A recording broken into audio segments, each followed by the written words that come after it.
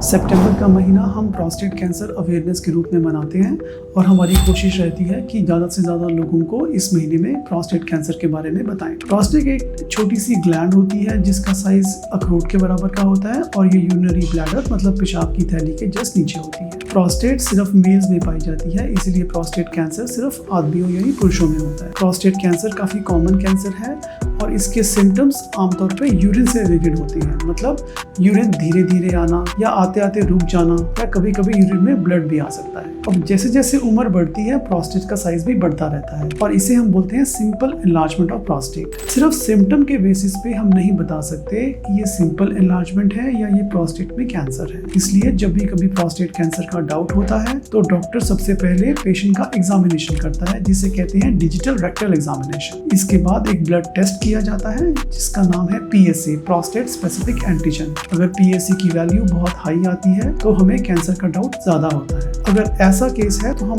MRI करा के prostate को देखते हैं कि उसमें कोई ट्यूमर है कि नहीं। अगर MRI में प्रोस्टेट कैंसर का शक है तो हम उसकी बायोप्सी करके उसे कंफर्म करते हैं। प्रोस्टेट बायोप्सी में कैंसर कंफर्म होने के बाद हम पेशेंट का स्कैन कराते हैं देखने के लिए कि बॉडी में कहाँ कहाँ पे प्रोस्टेट कैंसर फैल गया है। प्रोस्टेट कैंसर बाकी कैंसर्स की तरह एग्रेसिव नहीं है। प्रोस्टेट कैंसर टेस्टोस्टेरोन हार्मोन पे डिपेंडेंट है, इसीलिए इसका इलाज ज्यादा मुश्किल नहीं होता। अगर प्रोस्टेट कैंसर पहली या दूसरी स्टेज में पकड़ा जाए तो हम सर्जरी या रेडिएशन थेरेपी से इसका इलाज कर सकते हैं। अच्छी बात यह है कि इवन चौथी स्टेज में प्रोस्टेट कैंसर का कंट्रोल करना पॉसिबल है। अगर प्रोस्टेट कैंसर फैल गया है तो हम एक छोटे से ऑपरेशन से टेस्टिस को निकाल देते हैं और बाद में पेशेंट को एक टेबलेट पे डाल देते हैं। प्रोस्टेट कैंसर बाकी कैंसर्स की तरह एग्रेसिव ना होने की वजह से इसके रिजल्ट्स अच्छे हैं। अगर आपको प्रोस्टेट कैंसर के बारे में कोई डाउट है तो आप कमेंट्स में क्वेश्चन पूछ सकते हैं या फिर